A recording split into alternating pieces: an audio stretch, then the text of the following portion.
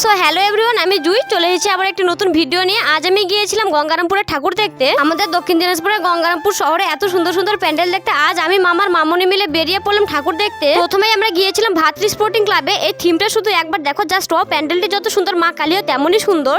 এরপর গিয়েছিলাম শাগনিক ক্লাবের। এই প্যান্ডেলটির বেশিরভাগই বাঁশের তৈরি কাজ করা, চারিদিকে কাঠের পুতুল দিয়ে সাজানো। এখানে মাতৃমূর্তিও খুবই সুন্দর ছিল। নেক্সট গিয়েছিলাম শক্তিশ্রী ক্লাবে। এখানে প্যান্ডেলের থিম ছিল প্লাস্টিকের বোতল দিয়ে সেফ ড্রাইভ সেফ লাইফ, বিভিন্ন ধরনের প্লাস্টিক বোতল ক্যারি ব্যাগ দিয়ে প্যান্ডেলের থিম তৈরি করা হয়েছিল। প্যান্ডেলটি আমার বেশ ভালোই লেগেছে।